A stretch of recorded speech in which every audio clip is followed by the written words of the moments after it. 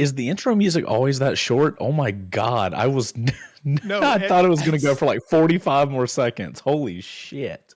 No, I didn't demonetize this at least. That won't demonetize that'll demonetize us? The S word? Is that even a thing?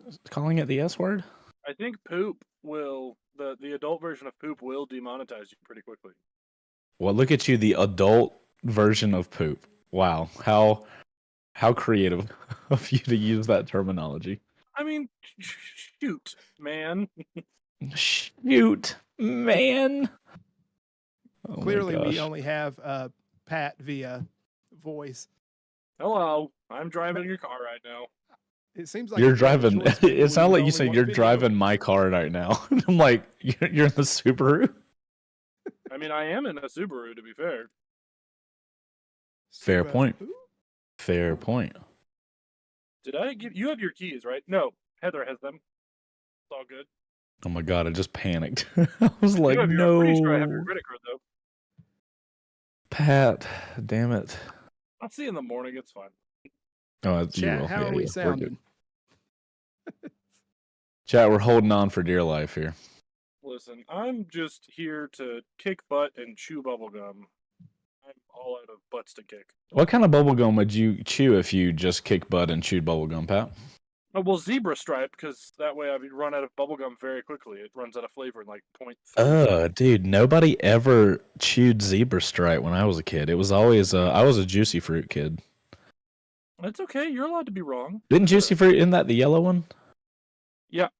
Yeah, you know what yeah. I really liked? It was the big league chew that came in like the packets and it was all shredded. Dude, no, because you'd always put way too much in your mouth and you couldn't even like bring all your teeth together.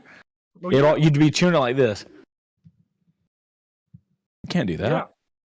No, you There's no fun in that.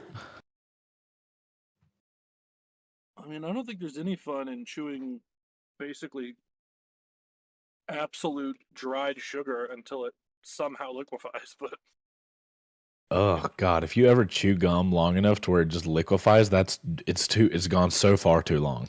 Like it's there's not many things worse in life than liquefied gum. That is not the topic for today. It's true, that's not the topic for today, but it is the topic. The topic for today? The topic of Ghost? today. Well, I mean, we have to talk about it. Yamaha and the new YZF-R9. Ah, yes, the absolute most secretive, unleaked, unwaited for bike of all time. Nobody had a clue it was coming. Yeah, dude, they just got bombarded with questions. Like the R7 launch was the R7 launch for about 12 hours, and then ever since then, it's been like cool. R7's here, awesome. So when are we getting the R9? Like that's been the conversation since the R7 was launched. I literally think people at the press launch of the R7 were like, awesome. When are we talking R9? Is that next year or like what? Or so tomorrow, like, what it's good to see that we've come to where we've all wanted them to come. So do you think that conversation came about because it's like, oh, here's the R7 and now we're going to get the R9, and it was just anticipating the R9, or were they wanting something more robust to replace the R6 that got yanked away from them? No, I think it's 100% a game of you took away the R6, the R1 is going away. You're making an R7, give me an R9 because I want it. Like I don't think so. I think Yamaha syncs their stuff up too well to where I think it was like serendipitous that the R6 went away and that the R1's going to go away. And they're like, well, let's go ahead and sync our lineup so that we have our CP lines. And let's just make all of our bikes with our CP this, all these bikes with the CP this. Because Yamaha is one of the better companies about syncing up and having lines that like all look right together. So I feel like that was let's have 3 levels. And this just makes sense because the MT-09 with the CP3 is just, it crushes. So people clearly love that bike, and a lot of people love that engine a lot. So it's like, why would you not, put it in something quick because like so many people are going to complain like the R7 is seven's a bigger number than 6, but it's slower than the 600. It's like okay, that's so not how everything works, but okay, cool. But yeah, I think it worked out that, you know, hopefully people that wanted the R6, the R9 will suffice. But I mean, it's not going to, but at least it's something. You know, it's faster than the R7, so. Can you say hi to Oreo for me? Because I saw him behind you. Yeah, Oreo, come here. He's a good boy.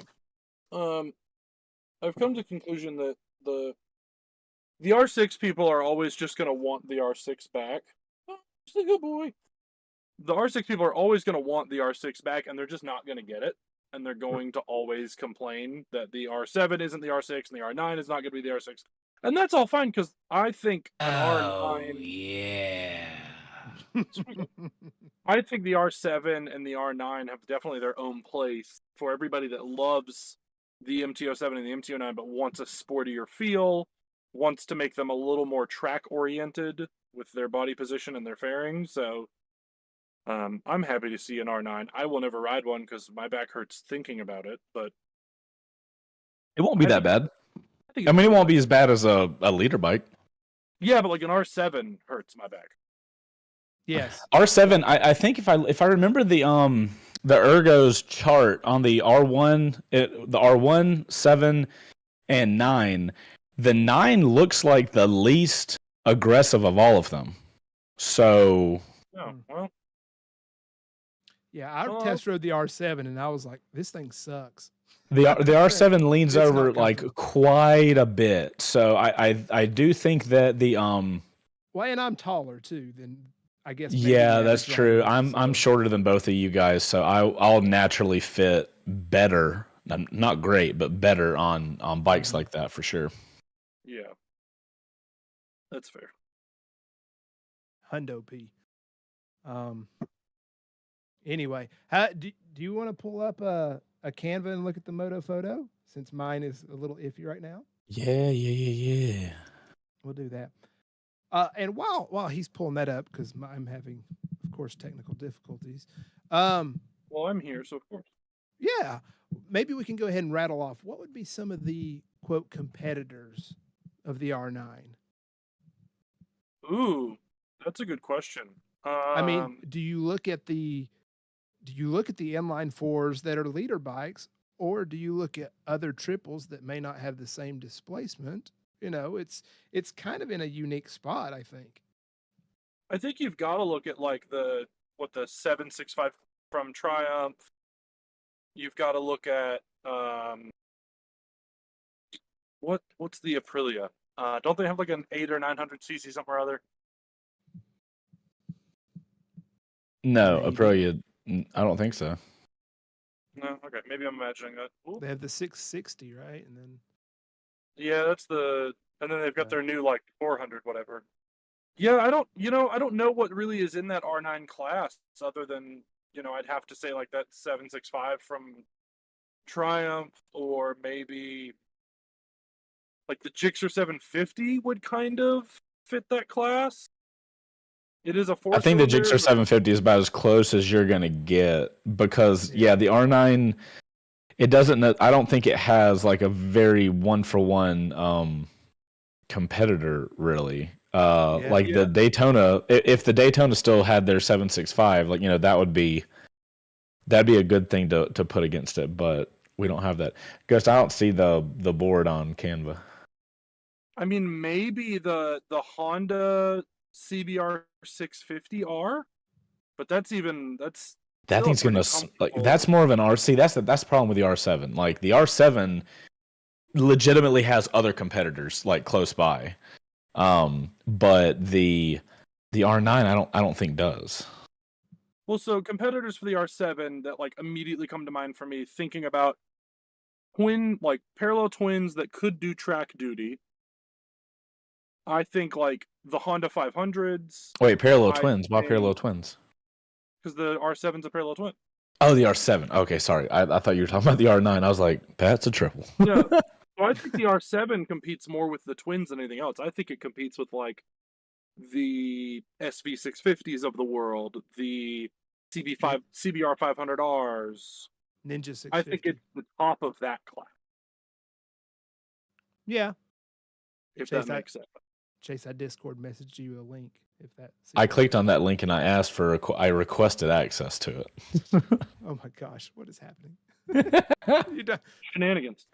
But the R7, I mean, like the Gixxer 750, although it's a 4-cylinder, the Daytona 765. I really don't know what. I mean, you know, the Honda CBR 650.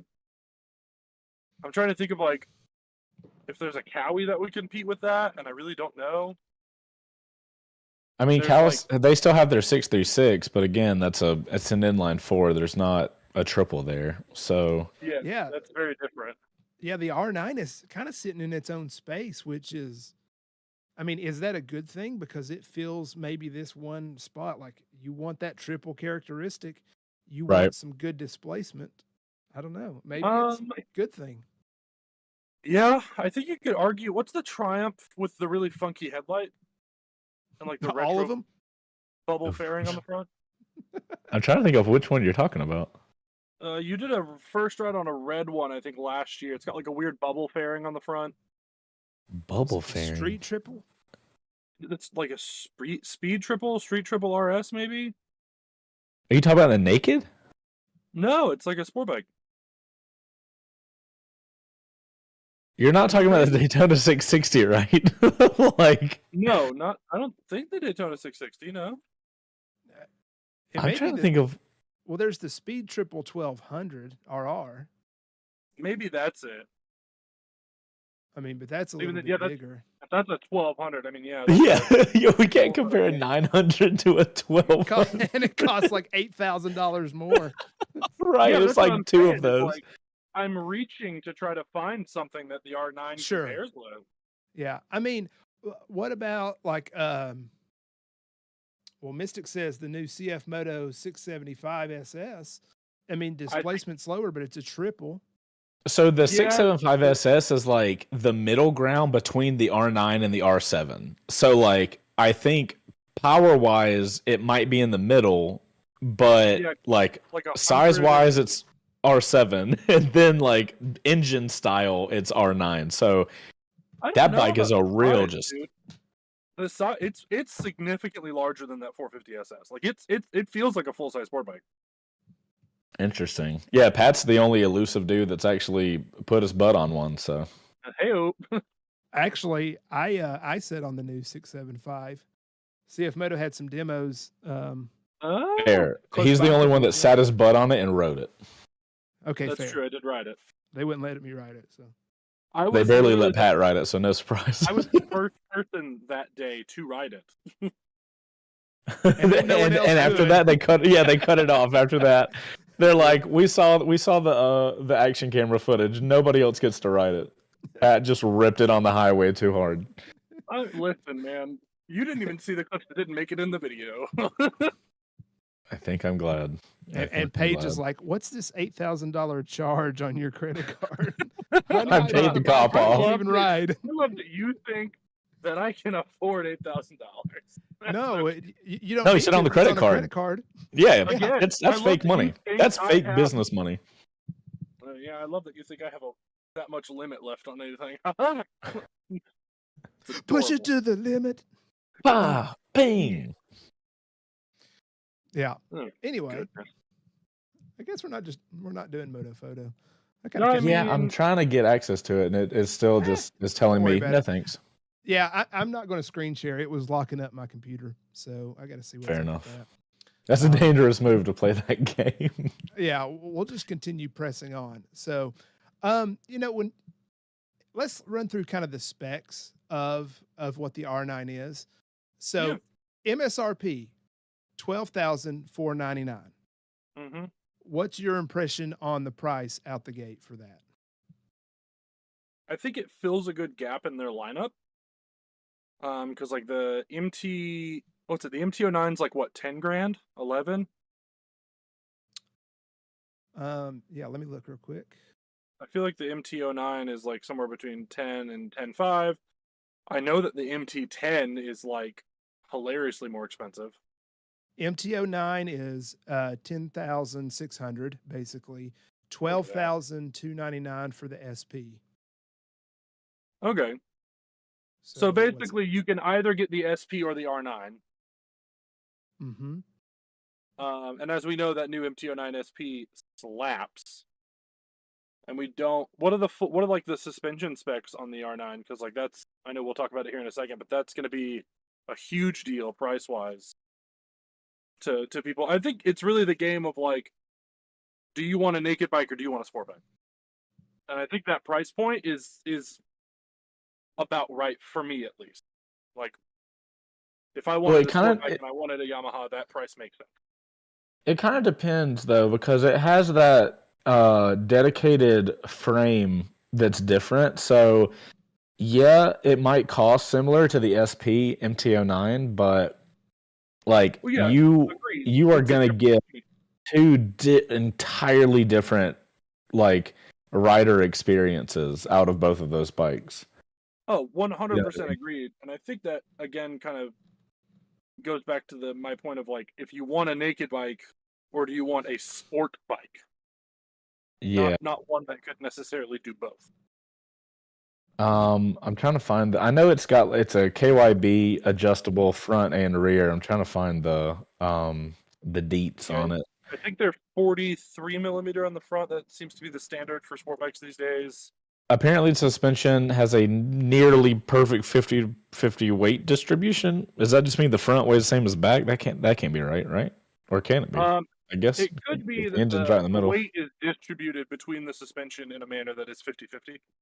Mm.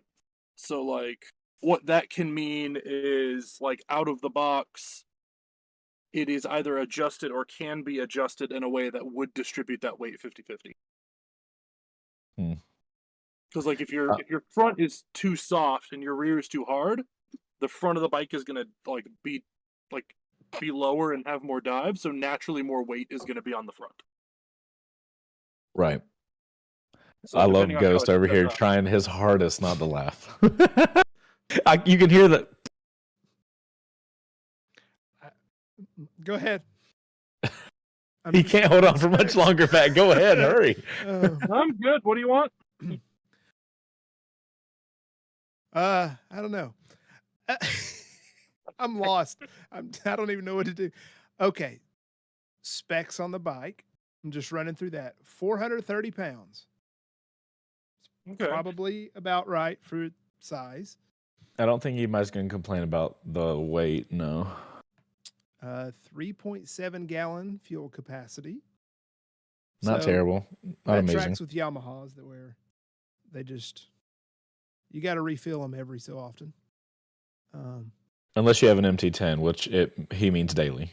That's what every so often means. Well, I mean, I'm telling you, anytime we've gone on our smart trips or whatever, and we've got a CP3 in the lineup, whether it was Yanto or Greenie on our XSR 900, it's always, I need to stop for gas. Interesting. So it's not just the MT10s. We found Yamaha's weakness. Fuel economy. I hope they updated the fuel gauge because Yamaha had that like 1 bar for half the tank. So you're thinking, oh, I got a full tank. You take one corner and look down. Crap, I got to get gas. You can see on their on the main page on Yamaha their kind of like gallery area. There is in the bottom right section. I'm sure you can change these what's displayed, but it looks like it has a equivalent boxed fuel gauge. So it looks like there's probably I would estimate 6 boxes for a full tank. So it'll just click all the way down. I try to be very vocal when I go to the Yamaha press launches of because most of the time when it's a Yamaha press launch, like that shot of the bike gets so close to great that you really get to start nitpicking them. But Yamaha does seem like, even though they're a giant company, they do seem like they actually listen to the audience and what they're wanting and stuff like that. So, hence, we no longer have a scroll wheel. Yeah, I remember you complaining about that, being like, "This thing sucks." just so you guys know, like I'll complain about it on a video, but I'm not the type of dude that like I go home and complain about it on the video. The day of the ride, I'm telling Yamaha, I was like, hey, cool though, like this scroll wheel though. Get it? Whoa. You mean you We actually literally- address the problem with the people that it concerns? rather Yeah, than because, like, look, passive-aggressively doing it in a video bro, or under their social I do that to everybody. Like I know, every company that flies you out and does the thing, it's like the cool thing about it is most of the companies, you would think that if you criticize the bike, they would take it personally, but like these dudes are all part of like a giant thing. You know what I mean? Like, Oh yeah. one guy didn't create the scroll wheel that I'm shitting on. You know what I mean? Like he's not. There's not one guy that was like, "Nah, dude, we really need to go for the scroll wheel." So like, oh well, but, you know, but I Steve guess. doesn't work there anymore. Yeah, Steve's gone. Steve's gone. He's in the basement now. On that But, same vein, like the Royal Enfield, the Hemi 450 at the launch, almost all of us were bitching about the turn signals that just didn't feel good. Like they left and right didn't feel good. The press in felt like crap, and they were like, "Cool, no problem." The first group already said that. We already have guys back at the factory re-engineering it. Wow. Like they fixed it like same day. They were like, "Cool, Well- we hear you. We'll change it. If you don't like it, we'll change it." I mean, if you have all the press people saying the same thing, chances are it's accurate. So Yeah. press. So Press my air quotes. I'm all choked up over here. So Chase, you got kind of like the I guess a press kit on the R9. You did a video on it.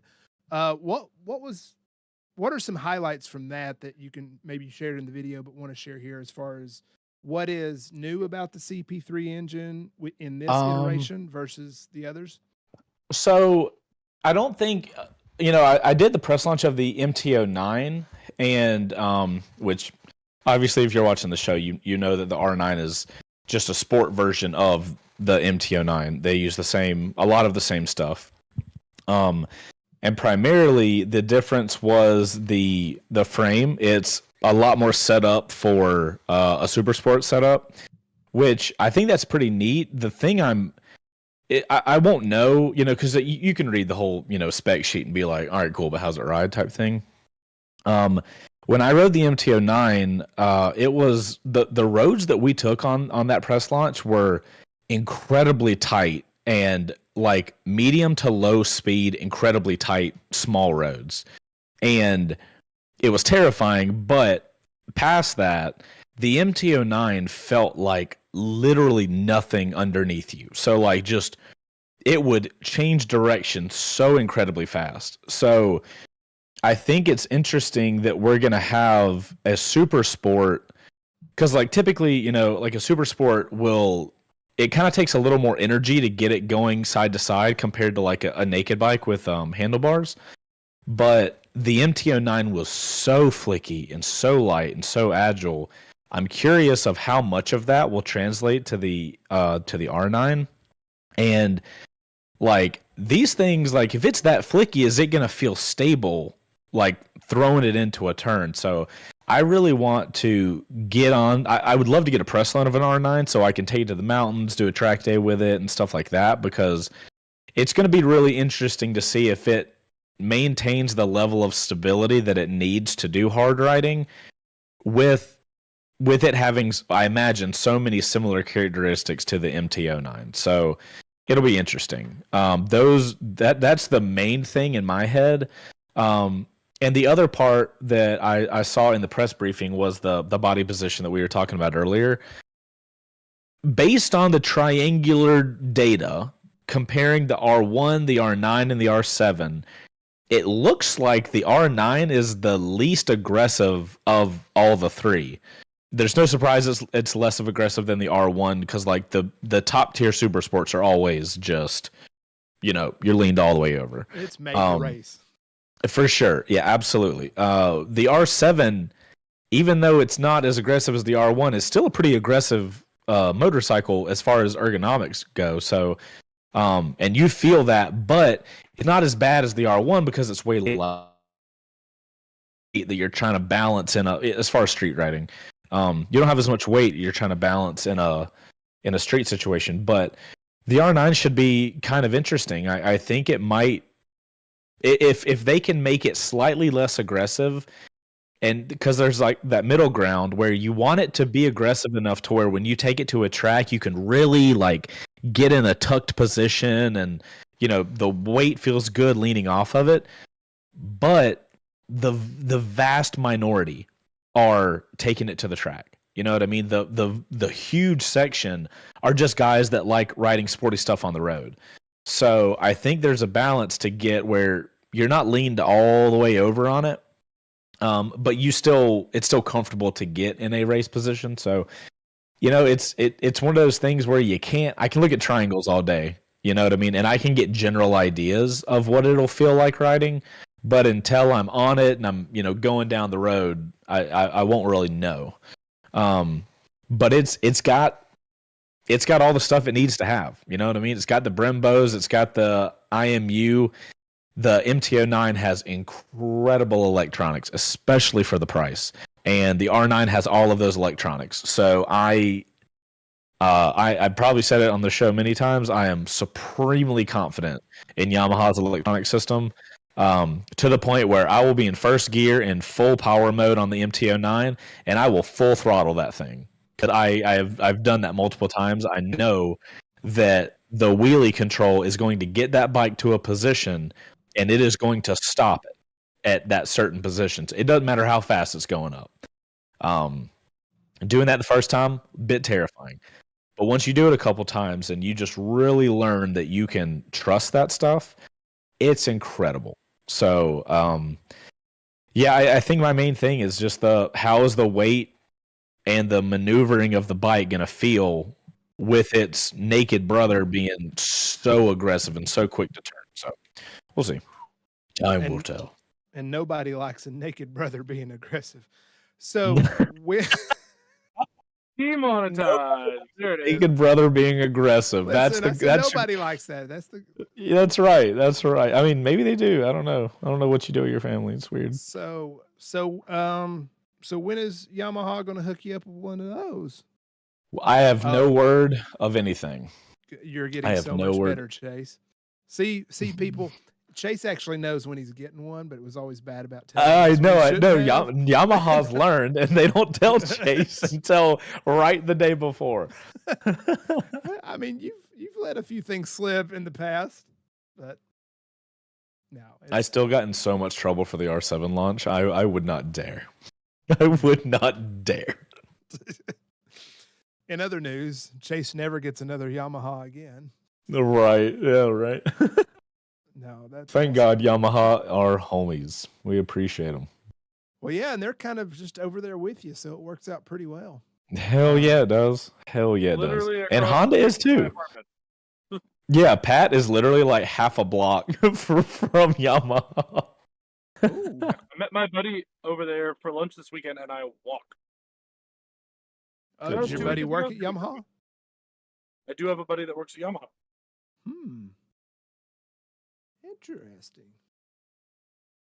So, let's see. Can you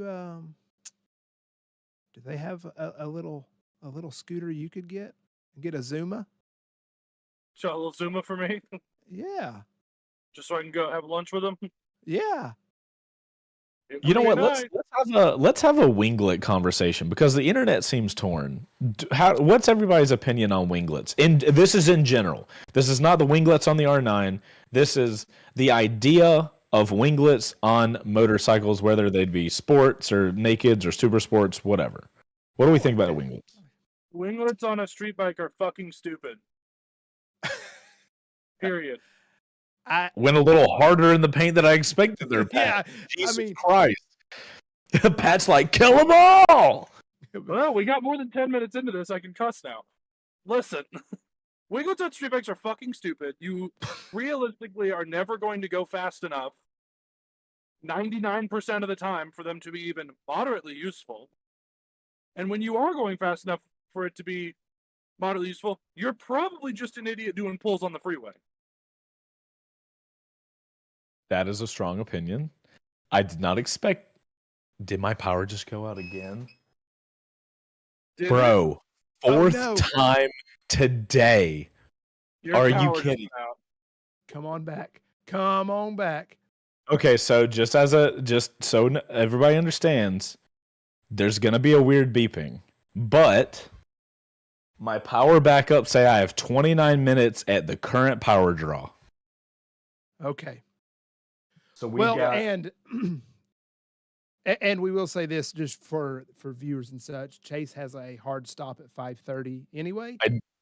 I do. I have a call So- about which is exactly how long your battery backup's going to last. That's actually hilarious, dude. Oh my Actually, no. It's 5:02 right now. Battery backup now says 24 minutes. So we have to hold our butts tight today. And now All right. my exposure's not right. So- Okay, we fixed. If Winglets you're on race bikes, cool. Winglets on street bikes, fucking dumb. That's my opinion. Who else is next? Okay, well, I would share, and it's in the same side as Pat, but without the aggression and hostility of. I look at things more from a practical sense, and especially when you have like these just big gaudy winglets that you're never going to go fast enough for them to actually do anything. It's stupid that they're hanging off. If you're on a race bike and you're running around a track, they can look stupid because who cares what it looks like? You're worried about aerodynamics and grip and handling and all that stuff. On street bikes though, if they have like subtle ones that kind of give a nod to their super sport counterpart, but they're not just out there like freaking albatross wings, then, I'm like, I can appreciate the design aesthetic to be similar to the super sport, but if they weren't there, I wouldn't be sad about it. Yeah, If that makes sense. I'm like a function freak more than like I don't really give a crap what they look like. If they're there, like let them function. Mm-hmm. But it's just on a street bike there's your functionality window for those on a street bike is so infinitesimally small. And like, Well, I'm going to step into this conversation slightly awkwardly. So, I think winglets on super sports are fantastic. And you know why? Exactly. Because the entire bike is predicated on aerodynamics. So if you already have the design of a motorcycle that's designed for air shit, then why not just throw the winglets on there and it's more air shit? So it's like the super sports are air focused, right? Because the nakeds do basically everything the super sports do. They powers back and the light was shown on the conversation. Anyway, yeah, so like nakeds are literally just comfortable, upright super sports, right? Like we all understand that. But if super sports, as an essence, are to get you in a position to go through the wind better, even if you're getting minuscule, aerodynamic advantages, I don't think it matters because it adds to the cool aero factor of the whole super sport. Now, I will preface this. Like Ghost said, these fucking albatross, like this is not the move. These little guys are like the R9, how it's like just, it goes out some and then it kind of goes into the fairing. If you look at the R9 in certain positions, you would have no idea that it has winglets. You almost have to look at it from the right perspective to even notice it has them. So, in my opinion, yeah, if we're doing sport bikes, like super sports or whatever, throw the winglets on. What's it gonna hurt? Nobody. Right. Okay, that's my opinion. Right. Yeah. Suck it, Pat. I will stand by the fact that they look super freaking cool. Sometimes. But they're Sometimes, yeah. Some companies do not understand how to design stuff, or maybe they're too function. They're like, we need 0.1% more downforce at 110 plus. Yeah. Well, I think it goes to super sport and street bike are different approaches. On a street bike that's personal use, it's not going to do anything, but I'm cool with it if it's kind of a subtle or, whatever, and it just kind of adds to the look of the bike or gives a nod to the super sport again. But on a super sport where you're using it, it's practical usage for performance. I don't care what it looks like. But hey, beauty is in the eye of the beholder, and sometimes stupidity is too. Well, you have to understand, like the companies that are utilizing winglets are, you're talking about a multi-million-dollar MotoGP race team who they are going to spend tens and hundreds of thousands of dollars to knock off a tenth or 100th of a lap time around a track. So you are talking about an ecosystem where they have to try to every single thing that they can legally within the rules of their racing organization to get a little faster. Probably going to cheat at least a lot. Regardless, but like you are talking about the very tippy top of the fastest men and women on the planet utilizing this. Nobody on the street is that. So, and the street is not an environment that you can even take advantage of it because, okay, cool. A winglet, right, is supposed to give you downforce on the front tire at higher speeds. Okay, the only people that on the road that will use that are people that are going really fast in a straight line. In which case, you don't need a winglet because you're not going to be pulling a wheelie at 145 miles an hour. I'm just saying. Also, disclaimer, please don't go 140 miles an hour around people on a public road. You fucking idiot. Yeah, if you the opinions discussed in this channel are just opinions of random people on the internet. Please do not be offended. That doesn't save us from anything. Oh, okay. Thought it did. Damn it. No, be offended. Get fucked. I don't care. You're an idiot. You're an idiot. All right. Since we do have kind of some harder deadlines, we are going to hit the quick shifter. Welcome to the quick shifter. Oh, I almost did it. My voice is going away. Fuck. Chase, you got your thing. Oh God. Wait, what thing? Oh no. I never got the Canva thing going. Oh, don't worry about worked. that. I'm talking about the I'm thing. in a very loud car wash, so I can't hear you at all. I'm sorry. Okay, well, never mind. All right.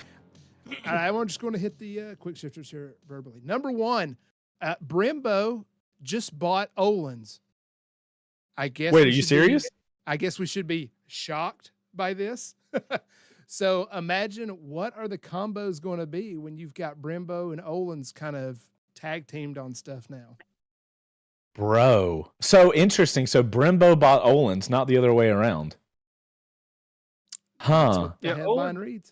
Like suspension companies they make money, but they don't make that Brembo money. Yeah, I mean, that's super interesting because, like, generally in the motorcycling space, Brembo is the brake name you want, and Öhlins is the suspension name you want. Mm-hmm. So, right, you now have one company making all of it. That's awesome, or terrible. So in the car world, Brembo is also one of the names you really want. Okay. The Öhlins is not as prevalent in the automotive world. Interesting. So Öhlins is more focused on in the super sport or the motorcycles then. Well, no, they also do like race car suspension. Well, you're not going to get a street car with factory Öhlins. Well, yeah, and I think the company name is Öhlins Racing. So. Yeah, that's fair. It'll be interesting. I'm wondering if they can. Will that allow them to work more fluidly together to give you a better combo of braking and suspension? Because like brakes affect the suspension so much, so that'll be interesting if that allows them to create any new technology that can be utilized on a motorcycle. So that's super cool. Yeah. Up next, in unfortunate news, electric motorcycle company Energica is declaring bankruptcy and will liquidate assets. Womp womp womp. It makes you feel better. I've never heard of That. Ergica. You've never? Yes, you have. You 100% have. We've talked about it on the show, Pat. I mean, if we have it, clearly didn't leave an impression because I have no idea who that is. Shit. I mean, are we crazy surprised though? Small electric brand doesn't make the cut and going bankrupt. Like that's not. I don't even think that's surprising. Yeah, I think they got a little bit more attention than some of the other smaller startups, which is why this is kind of making headlines. Right. Because they had that Xperia, that was kind of the sport touring multi. They did make some of their bikes were really cool. I never saw one personally, so I don't know if that was just a UK thing or what, but and then the numbers, the obviously it's like online numbers, but like the range and stuff didn't look bad. That's I think it's just I think the society in general, culture, the consumer market around electric vehicles has kind of taken the downturn because it's like, oh, we were supposed to have all electric and flying cars by now, and we don't. So it's terrible technology. So it's kind of exactly step back, but we'll see. Anyway, moving along. So KTM is officially in the automatic transmission business with their automated manual transmission and can be expected to be in selected 2025 models. Probably see some of that come out in EICMA next month. We're about to see a flow of automatic / paddle shifty. Like, I think the motorcycle industry as a whole has realized that its biggest limiting factor of getting more people riding is the whole clutch and shifting. And I think all the big boys had a meeting of like, hey, let's all figure out how we can like get past this and maybe more people will ride. We all get to have a better time. I think that's why you're seeing Honda with the E-clutch, Yamaha's doing some automatic stuff, Honda's got their DCT, KTM's doing their thing. So I think in the next, couple years, everybody, BMW has that new GS that does its automatic stuff. I think we're going to see a big push. Kawasaki has their hybrids now. Yeah, so every company is going to have their own. It'll be interesting to see all the flavors of, here's your version with no clutch, and then how they figure out, or which one the audience likes the most. Yeah, it's just changing. And lastly, there is a Smart gift that was delivered. Yes, by hand delivered to my home. Sorry it took me so long. Do you like the box? I do. Patrick was like, why did Ghost give you an empty Cardo box? And I was like, one, because he wanted me to use the coupon code Ghost on 2 wheels on Cardo to get 10% off. Secondly, it was probably the perfect size box. Thank you to whoever bought a couple units during the sale. Nailed it. So I can open this now? Yeah, go for it, man. I was told to not open this until live. Actually, it says on here, do not open until live on 2 wheels. So I was threatened by safety of life. Not really, but okay. I don't know, it just made, you have to make things more dramatic. So people think like, oh no, was he held hostage or what? Oh my goodness. Look at this. Look at this packaging.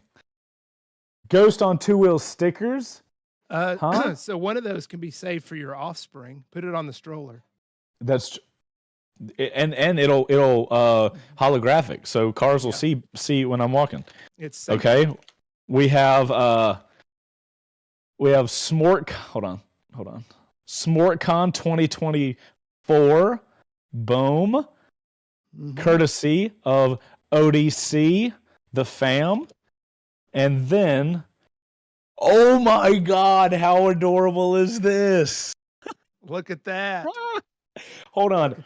Wheels Through Time, Harley-Davidson. Wait, not Harley-Davidson? What is that? Wait, where the fuck is this? That's in Dale's Wheels Through Time. Yeah, so that's in Maggie Valley, North Carolina. Okay. Where we went to for SmartCon. Perfect. It's a lot of older American motorcycles. So you see a lot of Harley-Davidson, some Buells. They had bikes in there from the 30s that they would crank up. And how adorable this is. And so Dale's son, Matt, who runs it and has his own YouTube channel and does restorations and such, He actually signed it up there at the top. That's awesome. And he said, "You missed it." Yeah, you missed I Smart did. Farm. I did. So- He a shirt of facts. So a few of the smart people pitched in to make that happen, and getting him to sign it and That's buying awesome. that, and then of course a late night delivery. The late night delivery with proof was fantastic. I do appreciate that. Thank you, Smart Crew, for that. You guys are awesome. So when is your little one expected? Early December. Early December. So Early December. Yep. yeah, and I think I saw, isn't Heather taking her maternity leave through November and all that, and we have, I think, one wedding to shoot. My wife does wedding photography, if you guys don't know, if we haven't talked about that on the show. But yeah, we have one wedding to shoot in November, and that is the last one that we will shoot for 2 months. Mm-hmm. It's gonna be good times. Yeah. So all that to say, you've got some other things that are going to be taking your attention. Yes. Oh yeah. What a perfect time. Oh yeah, something was already taken care of and took it as attention. That's hilarious timing. The proof is in the crib. Right. Who was that? Control Alt Own member for 19 months. 19 months. Control on. Hey gang, late day at work, so still driving. Not right at this second. Thank you. Just wanted to say hello. Keep calm. Esponzion. On? Esponzion. Oh, how did you do that? Esponzion. Wait, how does that come up every time you say Esponzion? So it's built into the soundboard on our Discord in the green room. Oh my God. I'm so glad I still don't know how to use this, because I would get nothing done here. Yeah. Yes, Ghost, you were queuing me up well. I will give the news.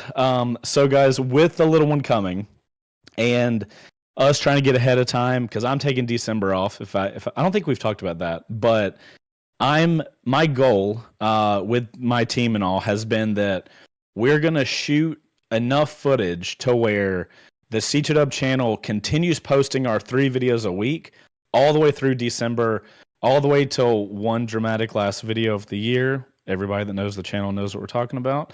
But my goal is to get all of that shot before the little guy gets here. So things have been busy lately. Patrick can attest. We are burning all the candles at all the ends. We've somehow learned how to build. I figured out we've learned how to burn candles from the middle as well. Yes, indeed. So with that being said, I have made the decision that I'm gonna step away from live on 2 wheels so that I can focus on just getting all the business stuff figured out for December, getting all the extra baby stuff figured out. So time is of the essence. So I'm having to find time anywhere I can. So regretfully, this will be my last show. Oh, we'll pull him back in next year at some point. So sorry, fam. We'll get you back in. The good news is Pat will still be here. Ghost will still be here. I'm traveling a lot less, so I can actually be here. Yep. It'll be interesting actually, because Pat hasn't been here for the last 47 shows. So there will be a passing of the guard. This is kind of the passing of the guard actually, because Pat is not even visually here. So I'm in the car, yeah. This will be me just slowly stepping back, and Pat will just fill in. And it'll be awesome. Yeah.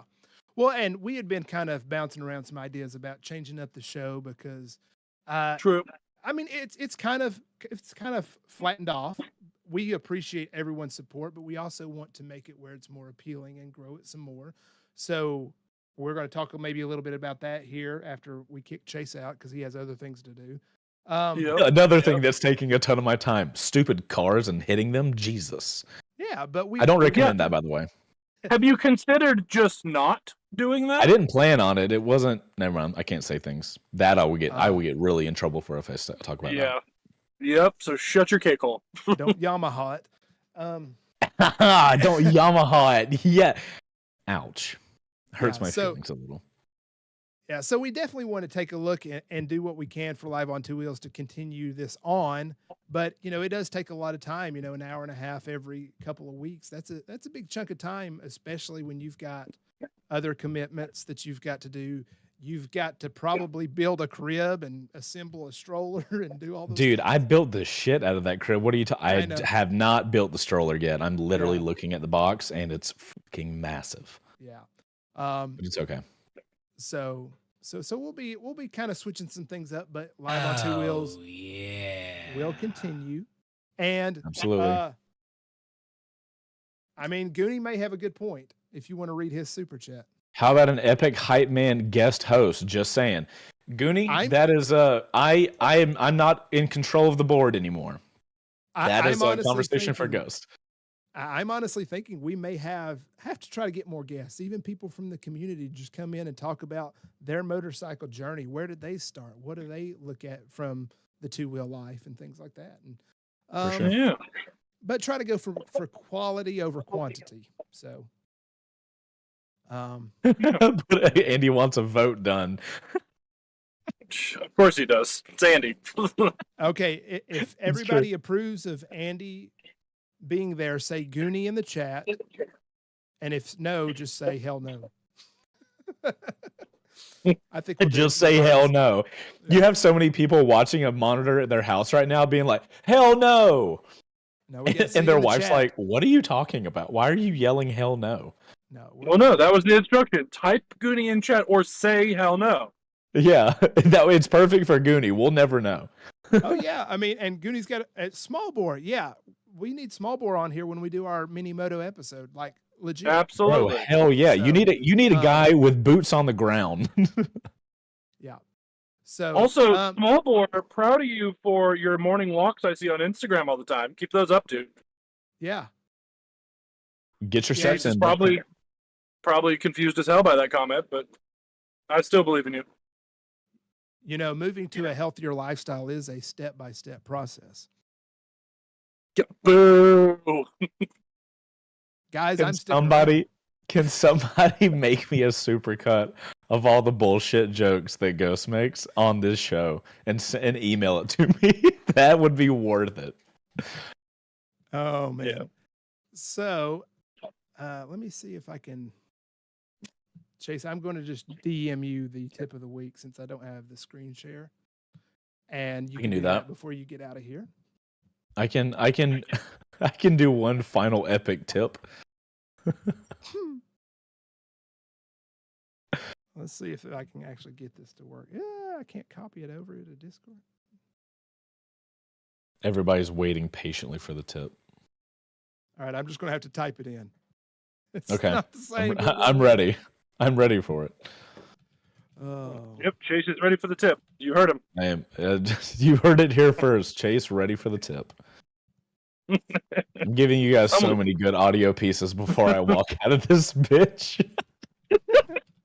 Oh, we're going to pull you back in. So. I'm walking out on a high. Chase is going to be pissed when he already. looks back at this in 7 or 8 months and it's like crazy high quality. It's And my favorite time of the week. Finally, That's time right. for the Ghost tip of the week. Yay! That was great. Ghost tip of the week. This is sponsored by Ghost on Two Wheels over on Instagram, of course. Speaking of tips, Sorry, I read it ahead of time. All right. Tip of the week from Ghost on Two Wheels over on Instagram. Don't ever feel you are completely useless. You can always be used as a bad example. So bad. damn, Also so true. Jeez. So everybody can. I didn't know we were just attacking Patty on this episode. That's kind of rude. Well. Don't get defensive, Pat. I mean, it's not defensive. It's if it's accurate. Oh man. So. Well. No denial there. Okay. I mean. Yeah. I'm sorry. gonna fuck myself in the body.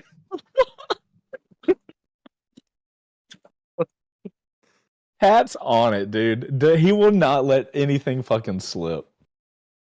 I can't even proceed from here. I don't even know what to do. Well, I know you gotta cut out. So so Chase, thanks for joining us. We will suck you back into this. Don't worry. Hold on, I feel like I need to tip a hat or something. Hold on, I need to tip a hat to get out of here. Where's your silly blue hat? I know you have it over there. I'm not doing the blue hat. I'm doing this hat. Oh, it doesn't fit with this on it. Okay, hold on. I need to get the red button ready so I can so it makes sense. Is it just click the red button and I go away, or is it like click the red button and then something else comes up? We're gonna do it anyway. We're gonna do it anyway. You just want me to kick you out of it, man? No. And with that, I bid you adieu.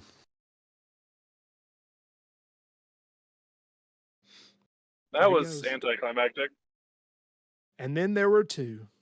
Ah, shit. And you're stuck with us. So all right. Yeah. Y'all are stuck with us, bunch of friggin' idiots. So now, sorry about it. I don't BS talk as well as Chase does, so I'm still trying to do some of that. But I mean, it does make sense. There's a lot going on, and Pat, you could probably attest to it. Like all the, it has been nonstop since May. Like that dude is putting in 75 to 100-hour weeks every week. Yeah, and like. And like what? I say, dude needs as much time as he can to get ready for Munchkin. Yeah. Well, and I'm sure there's also some type of maybe sponsor affiliate obligations that need to be done before the calendar year is up and things like that. Oh man. Yeah. Yeah, you probably got some of those assignments too. Yeah. Well, and let's be honest, Live on Two Wheels is not the money maker. It's for fun, and he definitely needs to focus on what needs to be focused on for the well-being of him and his family. So that makes sense. Yeah, exactly. And I'm excited to be able to commit a little more to the show, especially through the end of the year. I've got, I think, one more, maybe, possibly two, but I think that one's on a weekend. So I have one more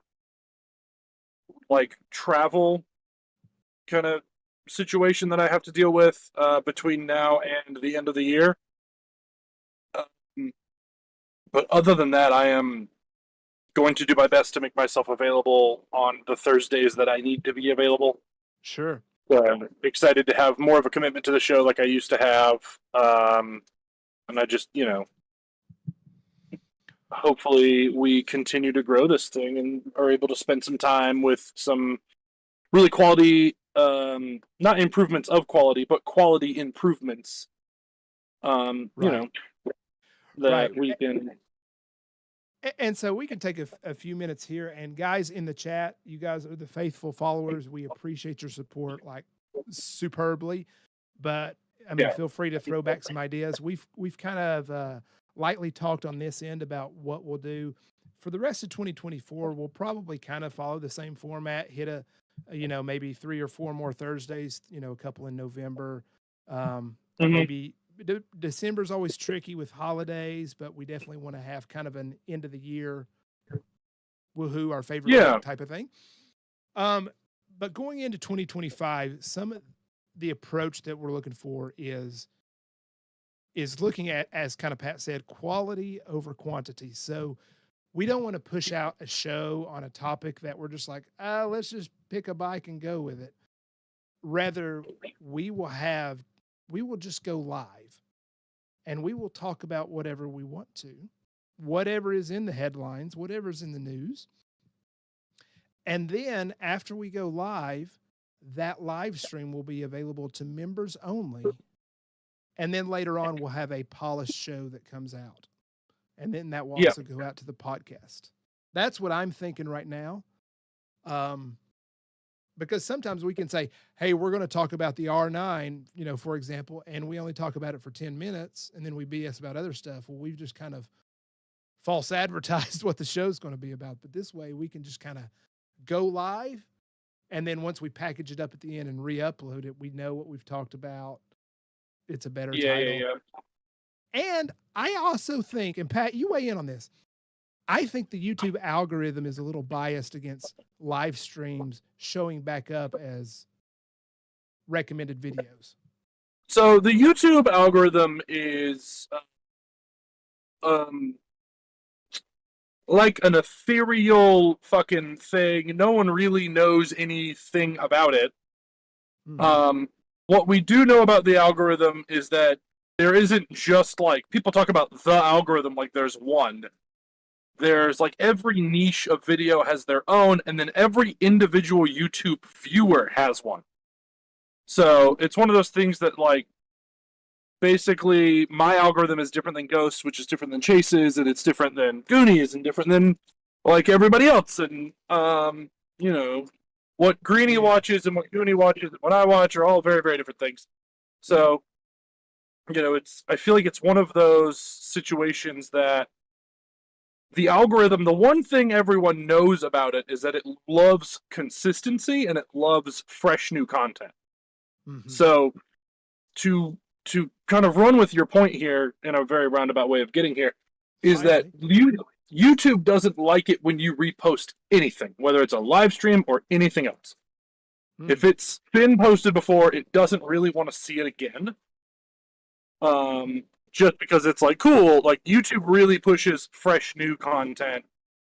And that can even be something as simple as like a different edit on a piece of content. So for what you see a lot of, like all over social media and YouTube as well, is you see these long form shows getting hacked up into these small 30, 60, 90, 3-minute long clips or whatever. YouTube loves that. Take a big thing, make it smaller, and that will drive people to the big thing that it wants, right? So I think what you're talking about and what we've kind of shortly discussed earlier is doing our live stream, hacking it up, and making it into like a real, like proper production show.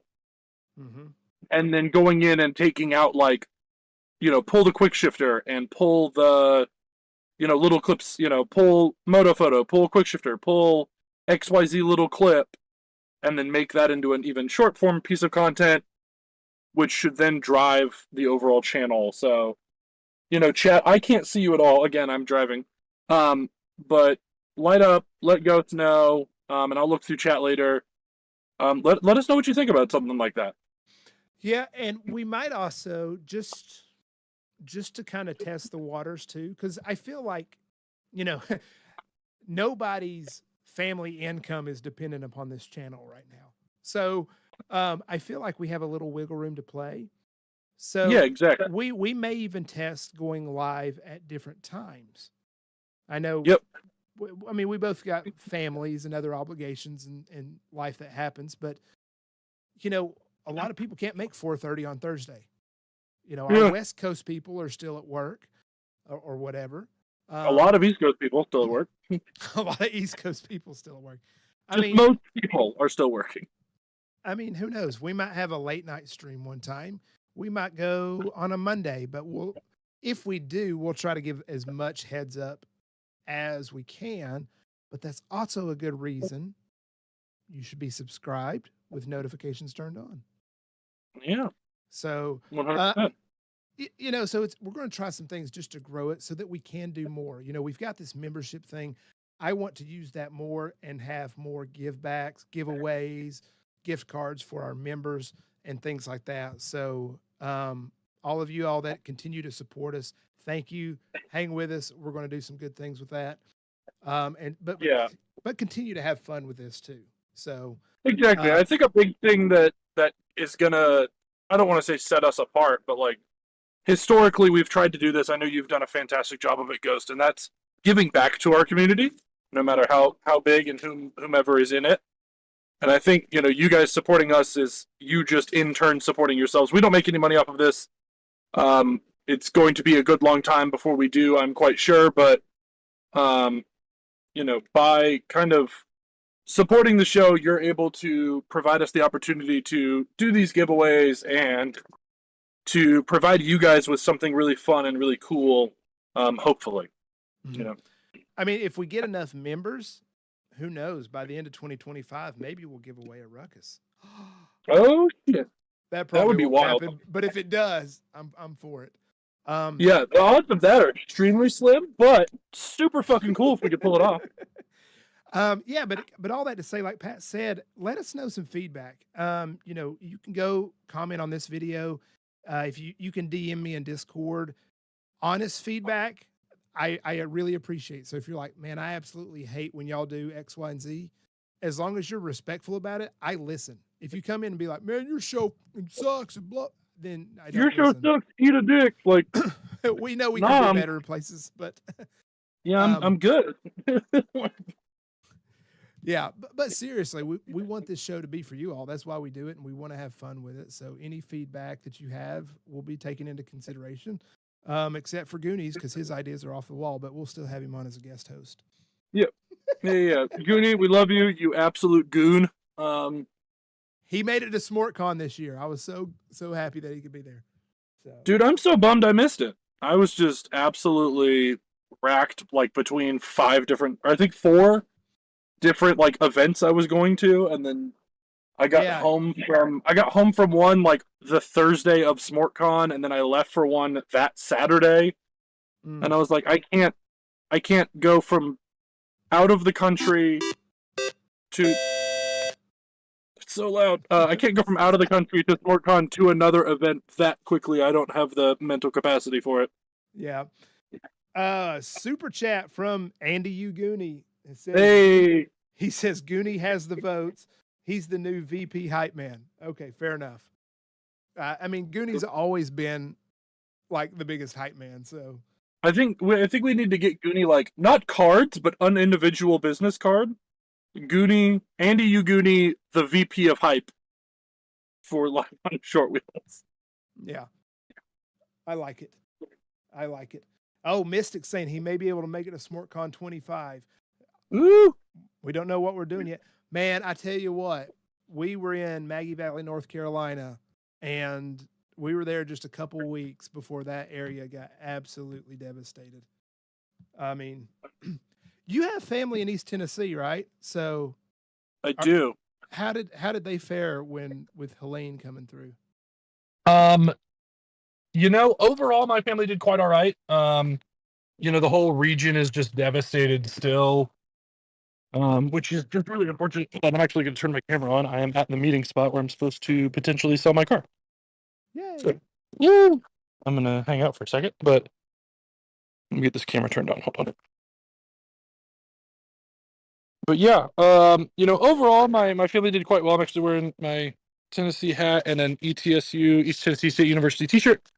Just I happen to be wearing that today. Awesome. But that area is absolutely devastated. There are still, last I heard from a good buddy who's on a local search and rescue team, there are still thousands missing. Yeah. I mean, it's the town I grew up in is, not grew up in, but like the town next to the town I grew up in is called Irwin, and it has literally been wiped off the map. Like it's gone. Yeah. So, that area just needs all the help it can get right now. I think there's been tons and tons of donations, but I don't think people realize that donations now are supremely helpful. But it's going to be donations for the next month, 6 Right. months, years, realistically, before these people are back on their feet. And I think the most devastating part is it's not like, oh, my house has a foot of water. It's my house is a half mile down the river. right. And it's been absolutely destroyed, and all of my land has been destroyed, and blah blah blah blah. And what makes it so hard is that when you're in the mountains there, all the roads go by the rivers and the streams at the bottom of the valley. And that's where all the water went and washed away all the roads. And so it's just getting around is making it so difficult. And I mean, and that's the way I would go see my family in Tennessee. They live in East Tennessee, and I cut up through North Carolina, and I can't go that way now. Yeah, 24's gone. Parts of 40 are gone. 24 is just annihilated. 26. 26. Yeah.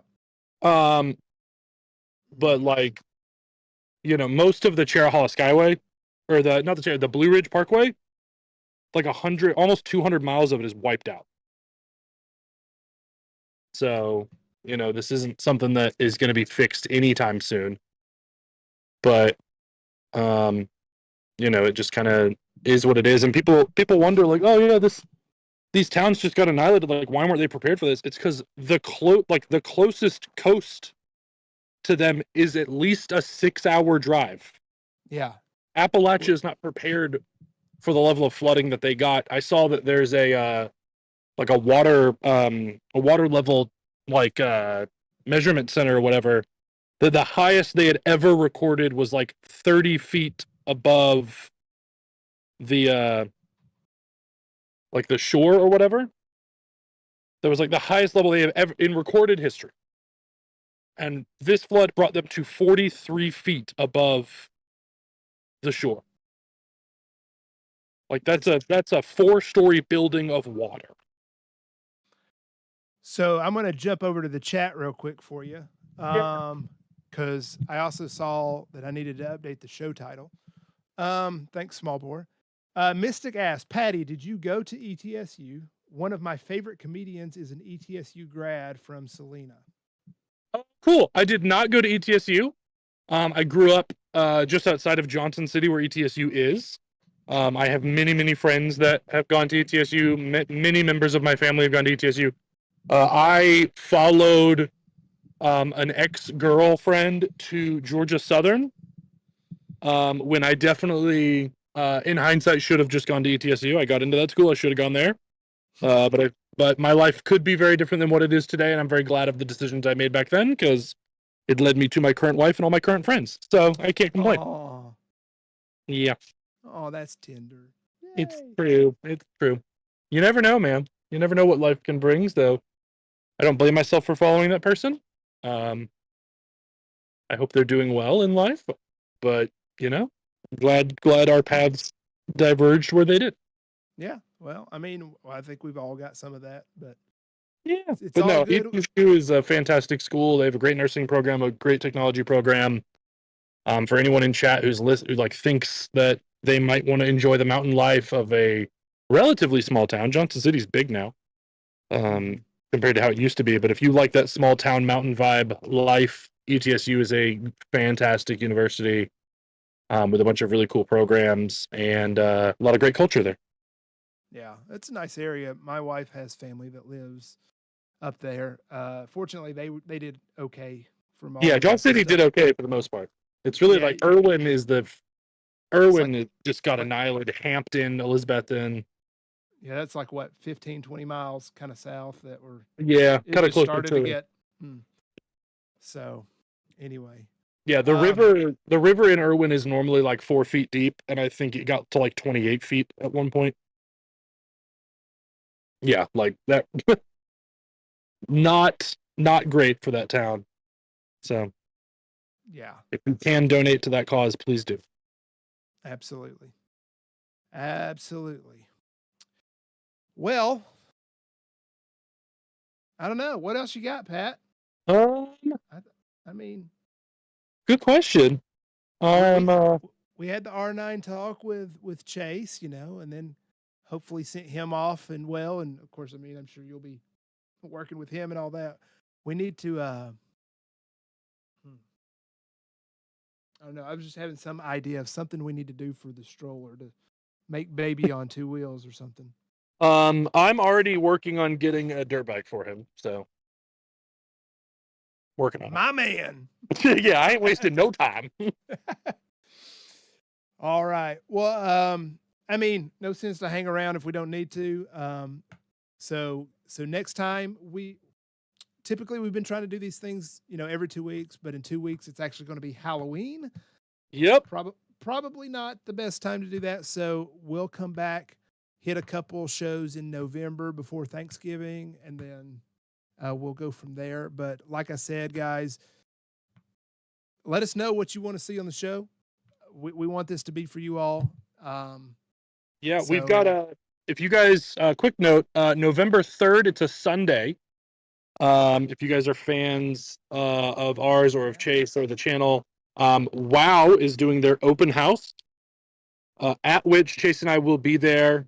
And we will have the Season 7 WBRG giveaway bikes to be given away at WoW's open house November 3rd. I think it's on our socials as well as theirs, so check it out. And then we will be unveiling the Season 8 bike. So, for those who don't know, Wow Motorcycles is in Marietta, Georgia. It's kind of northwest Atlanta. Yeah. What time does that start? Is that like an 11, or is it early? Hold on. I got the poster right here. I have it on my phone. It is from 11 to 4. There's a stunt show, there's live music, vendors, kids zone, giveaways. There are going to be food trucks, as well as obviously myself and Chase there giving away the bike. And I think this guy is here to see me. So I'm gonna sign off. You guys have a great rest of your day. I may try to get there. I'll be coming back from November 2nd to Saturday, but I'll let you know. Cool. Sounds great. All right. See you, Pat. All right, guys. Y'all have a good one. Be safe out there. All right, fam. We out. Bye. We'll see you next time. And now it's just me. Thank you guys for joining us, and we'll see you soon. Oh, I don't have my soundboard, so I need to go. Does that work?